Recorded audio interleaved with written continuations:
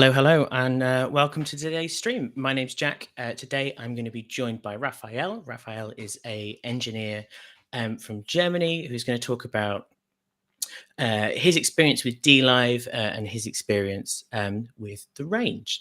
If you do have any questions at any time, pop them in the chat, and we're going to have a little Q&A at the end. I'll keep reminding people to put their questions in the chat, and I'll do my best to get to as many of them as we can. I'll give it a couple of minutes just for people to get in and get comfy before we start. Raphael and I did a pre-record of the interview a little bit earlier today, so I'm going to play back our interview and then we'll both join you live at the end to have a chat. Perfect. Well, I see we've got a few people in now. Hi, everyone. And I'll catch you live again at the end. Thanks ever so much for agreeing to join me and to talk to us about dLive. But first, would you be kind enough to introduce yourself and let everyone know who you are? Yes, my name is Raphael Becker-Foss. I'm a freelance sound engineer based in Germany. And I do work mostly in the concert live sound industry with a focus on mainly jazz and classical productions, lots of larger ensembles. And thanks for having me. No, it's a pleasure to have you. You've got a really interesting background. So why don't you tell us a little bit about how you came to be interested in dLive and what sort of attracted you to the platform? My background is that I used to be a professional drummer for around 20 years. And then I started, I think, in 2016 to slowly transform into live sound. I think about 2018, I was doing this pretty much full time. And in that transition period, I started to kind of, I was doing lots of drummer gigs back then, and I started to get aware of sound and how it felt to play, especially on bigger stages where you have to rely on monitor sound quite heavily. And this kind of sparked my interest in consoles and good gear and the difference it can make for your feel while playing as a musician. And so with this musical background, the most important part for me when choosing a console is sound. Obviously, that is kind of the most important thing. If it doesn't sound good, I don't care what else it can do. This might be different for someone who is doing lots of like conventions and stuff, but for a concert, sound is paramount. And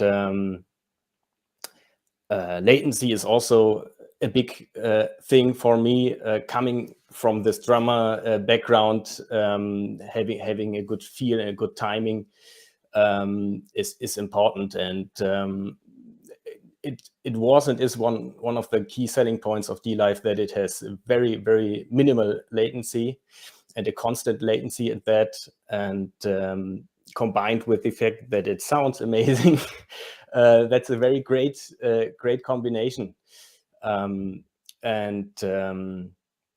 It's not that I didn't have good consoles before, but what struck me when I switched to dLive was indeed that the feedback I got from the not only from the audience and the customer, but from the musicians was very positive. And they told me that they just it sounds great. It felt really great on stage, and I think that is testament to the sound and this kind of clear, immediate sound feedback that dLive gives, and that makes it very easy to mix. So that's pretty much what brought me into this. That was only the beginning, because dLive obviously has a lot more to offer in terms of flexibility and just power under the hood, and so Yeah, in a nutshell, that's what started me. That's fantastic. So we talked a little bit before we started recording, about how one of the things that attracted you was the flexibility. Why don't you talk a little bit about, what you have? I see you're sat next to your 1500 there, and there's something in the background slightly out of focus with some lovely purple LEDs on. Why don't you talk a little bit about what you've got, why you chose that, and what you use it for? Yeah, so I started out with an S-Class setup. The S3000 is cased in the back because it's a little bit heavy to lift here at home alone. And I have a DM48 in the corner there. And I added this C1500 as well, and a CDM32, which is tucked down there, which is my backup mix rack, just in case something should fail. It only takes one beer, so to say. Yeah, that's pretty much my setup. And the way I use it is I tend to use the surfaces for certain bands. I work with a professional big band. For that, obviously, the larger surface would be my go-to surface. And I work with a smaller band with a great singer named Simin Thunder, which is just a four-piece band, and plays lots of different venues, sometimes large halls, but also small clubs. And for that, I will use the C1500. That said, what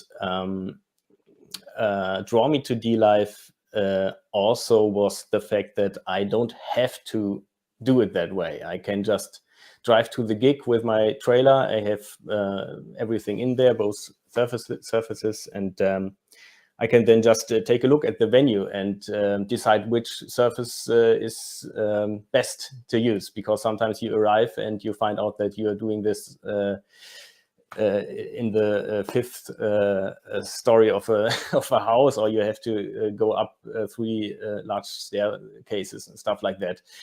And suddenly the 1500 becomes a more appropriate option. Yeah, certainly.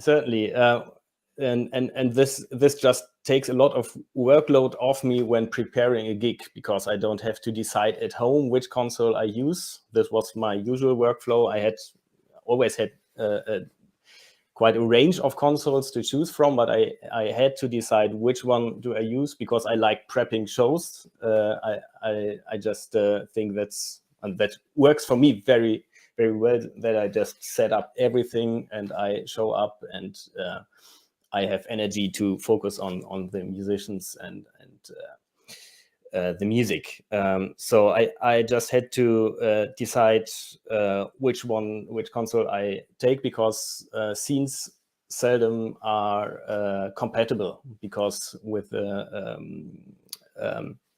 self-contained consoles where the DSP is in the console, you usually have different I/O and different processing power. So you can try and convert the scene, but that's not really practical. With dLive, this is just not an issue at all. I can just take the other surface, maybe adjust a little bit the assign buttons, but that's about it. And yeah, that's just a super nice thing to have. And if I show up and there's no front of house position at all, which happens especially in times of Corona sometimes, because they use every square centimeter to squeeze people in, then I can just use the mix rack and my laptop and an iPad. But I still have my show with all my DSP and all my I/O. That's a super nice thing to have. And you touched on I/O a couple of times there. I know that you've got a little bit of a MADI setup, and that one of the things you offer is recording. Do you want to talk a little bit about, how dLive lends itself to recording, what your setup is, what your method is, that kind of thing?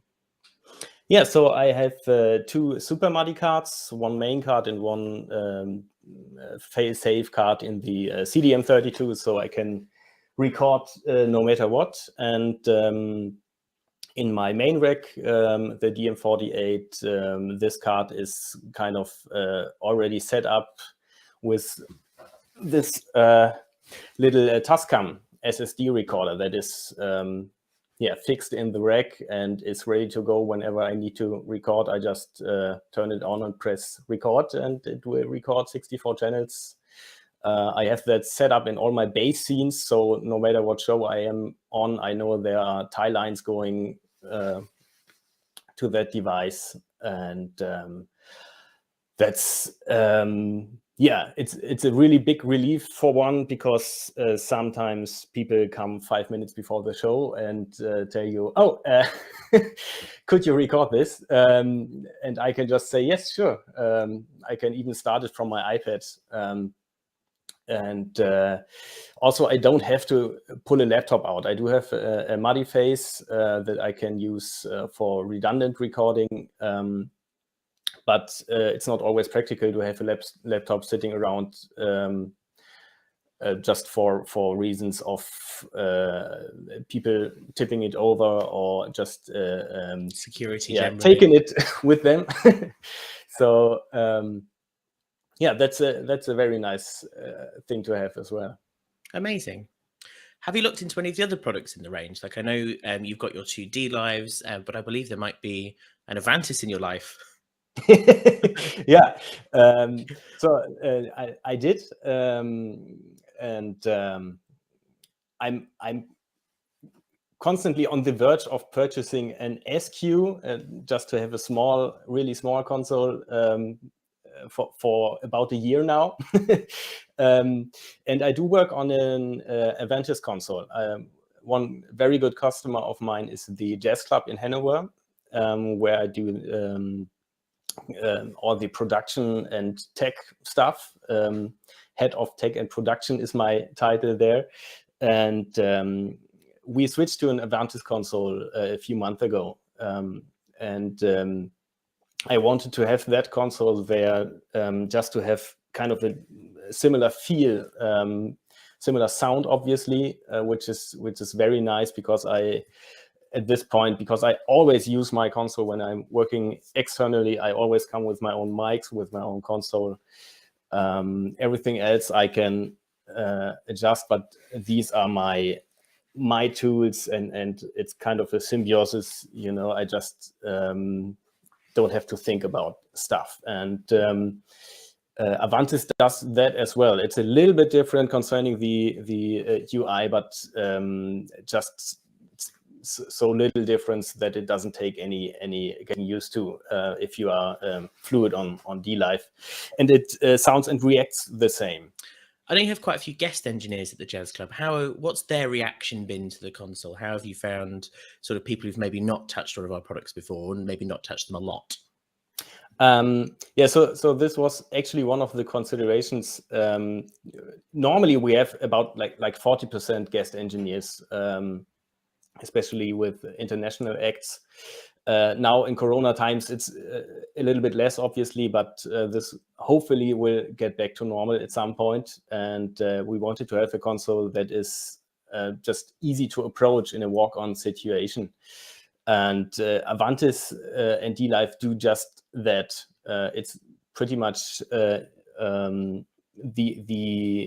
overwhelming feedback I get whenever somebody else steps onto the dLive or the Avantis is, man, this is just super easy, because it gives you everything that you would need immediately, tucks away all the complicated stuff, but makes it accessible if you need it. So this is kind of a slippery slope to navigate, I can imagine, when developing a product, but you guys pretty much nailed that part, I would say. And that's pretty much the feedback I got. Apart from it sounds amazing, the sound stage is just super wide and clear. The panorama, it's easy to stage a mix, to set up instruments in the panorama, and to achieve a transparent mix with it. And it just sounds nice, warm, and punchy, and that's what you want. Yeah. And have you played around with any of the sort of more dLive specific features? Like, do you explore maybe the deep range of plugins? I know that you mentioned that you've got some Sennheiser microphones. Have you had a play with the integration with dLive? Yeah, I did. The Sennheiser stuff is super great.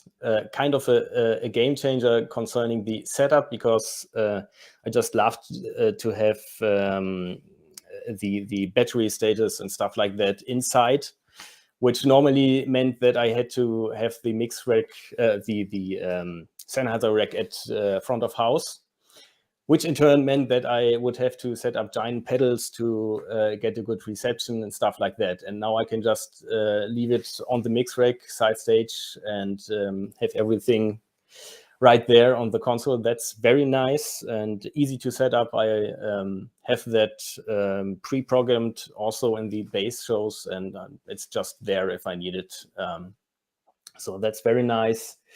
Deep plugins, loads of it. Again, very much a relief, even in pre-production, in preparing the console, because there's just so much stuff I don't have to prepare. If I suddenly need like a multi-band compressor on a vocal group or stuff like that. Previously, I had to set all that up, had to anticipate what if temperature drops and it just gets a little bit harsh in the 2K area, stuff like that. Yeah, maybe I shuffle around effect slots and stuff like that, and it's just two presses on dLive, and there you have it. Same with EQs on subgroups, especially with the very, very nice parametric EQ, the new one, NEQ, which is just amazing. Again, 8 bands plus 4 and more bands in case you need them, which is kind of a pattern with dLive. It's just everything is a little bit more than you might need, so you just don't have to worry about it. I can do one even better, because of course the NEQ is 12 bands. Yeah. It's yeah, exactly. Like more. In my thinking, I rarely need more than 8, but I have even 4 more now. It's very nice, and it sounds great, which is important for an EQ as well, and not necessarily a given. Compressors I use very heavily, not always to compress signals, but sometimes to just shape the sound a little bit, which dLive does very, very nicely. Same with the tube stage. Yeah, that's about I think the scope of deep processing that I use. Dyne 8, obviously. Sometimes tons of it. It's just a wonderful tool to have if the room is a little bit tricky. The bus compressor, the new one, is very nice. Yeah, it's just loads of options and nothing to prepare. Ringing out monitors, stuff like that, graphic EQs. It's just all a button press away. And sometimes it's a little bit funny when other engineers come and ask about the console and just check around a little bit, and they say, "Oh, you just have 16 effect slots. So what if you need graphic EQs or stuff like that?" And they just can't. It took me some time as well to get used to the idea that it's just there. You just have to access it and do your thing. Yeah, super nice to have. So one of the questions I always ask people when we do interviews like this is, what would you like to see in the future? Like, what are your like top requests? What would you hope for from any console in the future? From dLive, I would love an expansion card with prime inputs, like just 6 prime inputs for the money channels. That would be a great addition. Or maybe even a mix rack, a prime mix rack, which would be super expensive and I probably couldn't afford, but I would volunteer to beta test that for you. I'm sure you would. That would be nice. On the software level, one thing I thought about several times would be to establish some kind of threshold when pressing the layer buttons or the buttons that assign functions to the rotary encoders, and just to give them a short press and a long press. Like short press would be latch and just switch the layer, and if you hold the button, it's like a one shot, brings up the layer, you can adjust something, you let go, and it jumps back to where it was before. That would go very nicely with the whole UI concept, I think, and would make the workflow even more organic. So you can just peak, adjust, and then it automatically jumps back to your main mix layer or whatever you were doing. I've not heard that one yet. That's a really interesting suggestion. Well, thank you ever so much for joining me. Thank you for talking to everybody. Hopefully, we're about to see the real live you do a little bit of Q&A with me on the stream. So I will hand back to myself. Thank you. Well, thank you, Pass Me. And I do have Raphael in the waiting room ready to join us. If you do have any questions, please put them in the chat and I'll bring them up and we'll talk to Raphael about them. So let's try and bring Raphael in now. Here he is. Hello. Can you hear me okay? Can we hear you okay? Perfect. Fantastic. So we had a few questions come in during the interview. I'm going to start with our friend Richie. And Richie asks, can you share your lead vocal strip? So what are your go-to tools for lead vocals? So I try to use as little as possible. And when I heard the interview from earlier on, I sounded like I will just pound everything with plugins. I typically try to use as little as possible, and oftentimes I don't have to use much, because dLive is just so linear, and if you have a good source and a good musician, it's almost there already. What I find myself using on a vocal strip is the LA2A Optronic compressor. That's almost always on there, sometimes again only for just a little bit shaping the sound, bringing it a bit up in the mix. Sometimes if the signal is a bit more challenging, to put it that way, I will use the Dyne 8. I think the most extreme thing I did so far was using 2 Dyne 8s, one before the LA2A and one after. But in that situation, it just sounded great indeed. And that's the most important thing, isn't it? Yeah. Whatever works in the end. And then vocals I will always run through a subgroup, especially if there are several of them. I tend to run everything through subgroups, actually. So I just have a little bit more control in case there are coupling effects, which there pretty much always are when you combine lots of similar signals. And on that, I will typically have a Dyne 8 as well, or the just the NEQ to do my minuscule adjustments. Amazing. We have Andre here, and Andre asks, do you use room or ambient microphones for IMs or recordings? What brand or type of mics are you using? Do you use shotguns or large diaphragms, something like that? So I do not do a ton of in-ear monitoring, mixing, recording. Yes, for that type of stuff, I usually tend towards the Neumann KM148s. Just because they are super smooth sounding, and especially if with room mics, you often have a little bit of reflection from the walls and stuff like that, and they tend to sound just super sweet in that setting. So that would be my go-to in that scenario. Perfect. And then we have a message from Karen, and she would like to know, what do you like preferred layout for high channel counts on the 1500? Do you use lots of DCA, spills, groups, both? What's your plan of attack when laying out a 1500?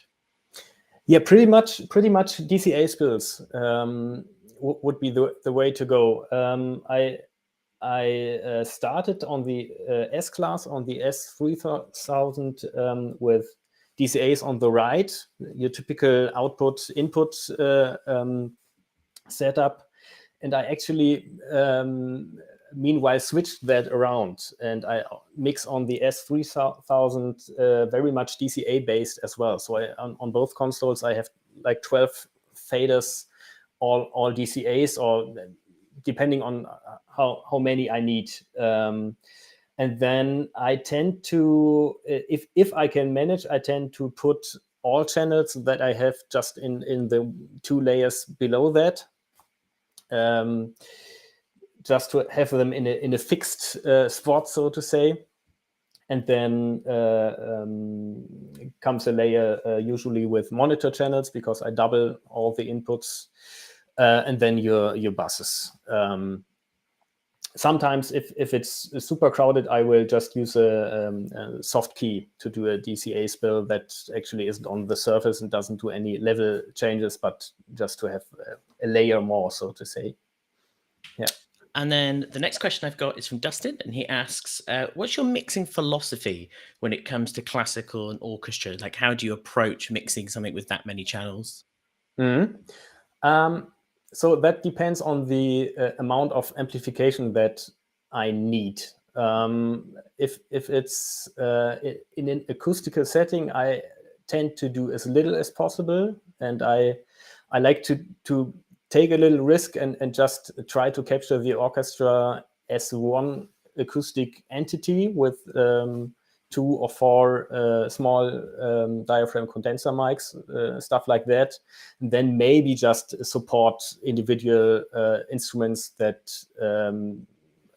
just need a little bit of more presence. And then I patch that together and try to amplify as little as possible, actually, and just to model the sound a bit and to make it sound project. reinforcement in the most sort of true way. Yeah.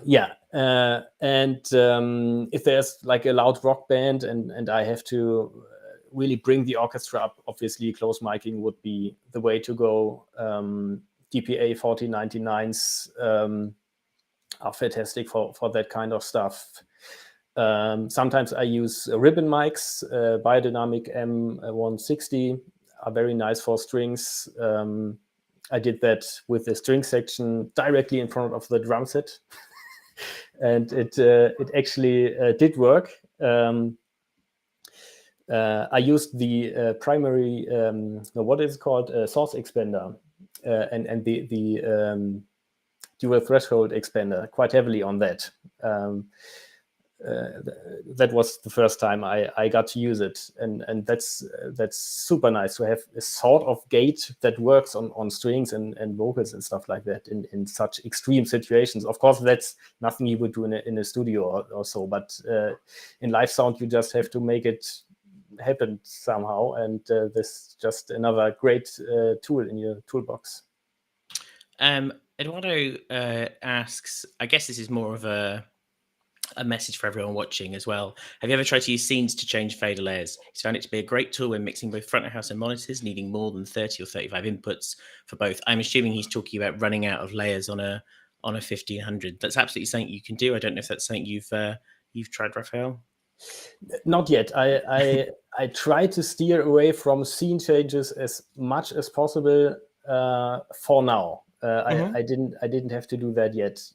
It takes a little bit of planning, but for some reason I'm just a little bit superstitious concerning that stuff. I No have problem. seen shows coming to a complete stop by loading one wrong scene. So no, I haven't done that yet, but I know of people who do that with dLive, and I think the tools you get to make that happen also in a two surface setup and stuff like that are very good and very easy.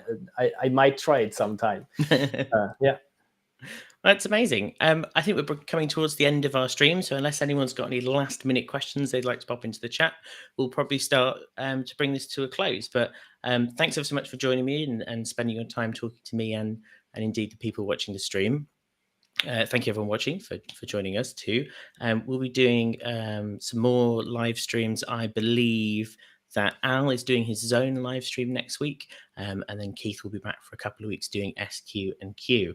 Dustin says, cheers, guys. Thanks, Dustin. Hi, Dustin. But thanks ever so much. It's been really fun getting to talk to you, really fun getting to talk about consoles. Likewise. Thanks for having me. No problem at all. Well, if there are no more questions, then we're going to wrap it up. We won't keep you any longer. Thanks ever so much, everybody, for joining in on our stream. Bye now.